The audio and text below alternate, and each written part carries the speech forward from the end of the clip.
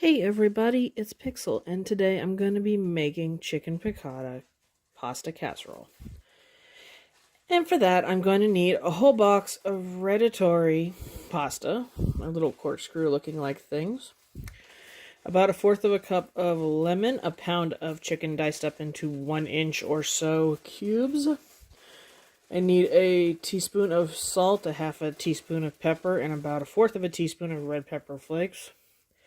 3 tablespoons of olive oil, about 6 cloves of garlic, minced, a 1/2 cup of Parmesan, fresh if you can, about a 1/2 cup of fresh parsley, 1/4 of a cup of capers, a 1/2 cup of red white wine, and 1/4 of a cup of butter cubed.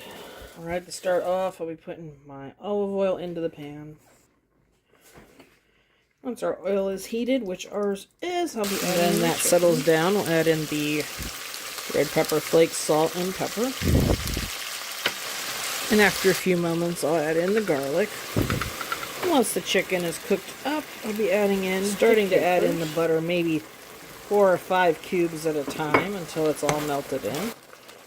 Into that, I'll finally be adding in the white wine. Once that's boiled down a little, I will be adding in our now cooked pasta. And that took 8 minutes to cook to reach al dente status. Once the pasta's mixed in, I'll be adding in Parmesan cheese, the lemon,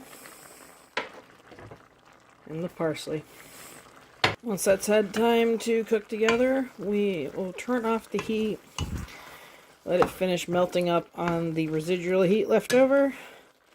And it'll be time to dish some up and try it on it. Okay, I've gone ahead and dished some up. It's still nice and hot. Try to get a little bit of everything on my fork. Well, it has a nice, clean flavor. What I mean is it has a nice little punch of lemon, Parmesan. You can taste the butter. There's a little tiny hint of the wine flavor left behind. It's an overall very light and tasty dish. I regretfully couldn't use fresh garlic this time around because I went to get it out of my fridge and it was spoiled. So I had to do my backup. But I'm guessing with a few of the ingredients being a little fresher, it would have more flavor attached to it.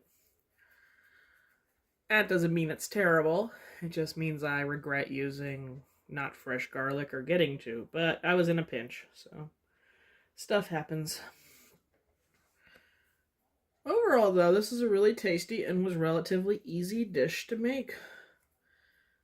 If you want that little flavor of chicken piccata, but don't want to have to go through everything, this is decently good little substitute dash variation of it. I love this. Want to eat some more, but it's escaping me.